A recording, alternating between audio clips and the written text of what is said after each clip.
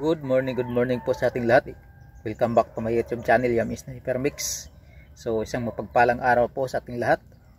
So ngayon po ay share ko lang sa inyo itong aking marble gun.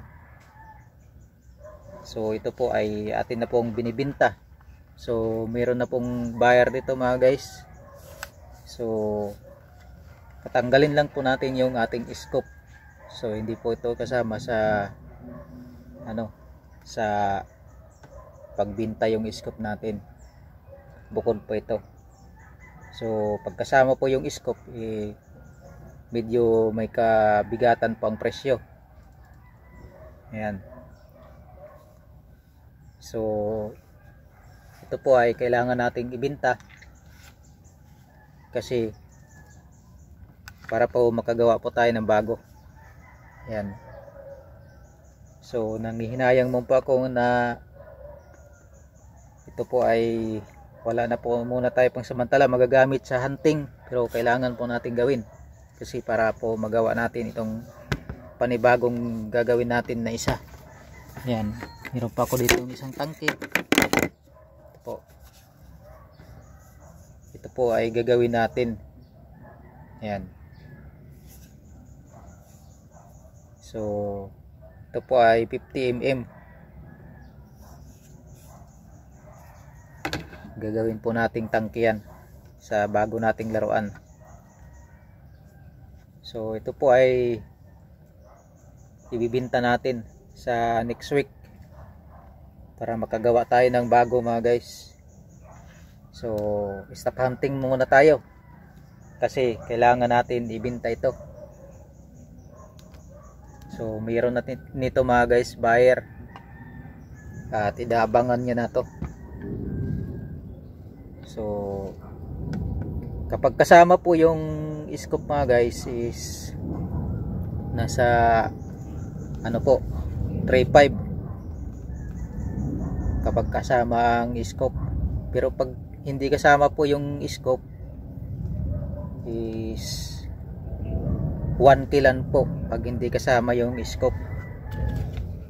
Pero pag kasama yung scope 3.5 ang ating binta. So ayan. So sabi niya sa akin, kahit hindi kasama yung scope, yung simple lang daw. So tatanggalin muna natin mga guys yung scope kasi hindi naman kasama yung scope niya. So sa susunod natin na laruan, doon natin to ikakabit yung scope natin. So kailangan natin tanggalin yung scope.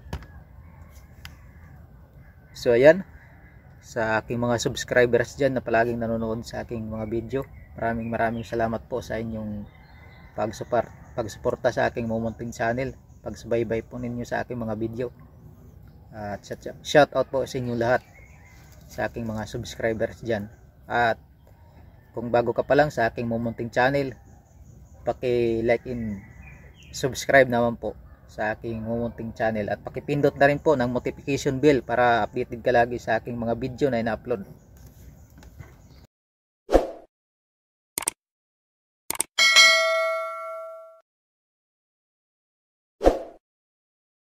So ayan guys, ititest fire po natin. Ayan, tinanggal ko yung silencer niya. Ito nga pala guys yung aking bagong gawa na silencer. Ayan. So ito po ay kakabit po natin sa ating bagong gagawin na na laruan.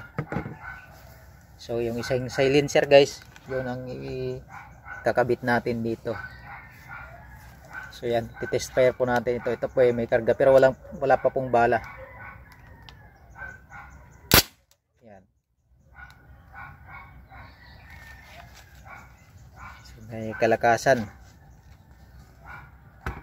Wala siyang silencer. Tinanggal natin yung silencer niya.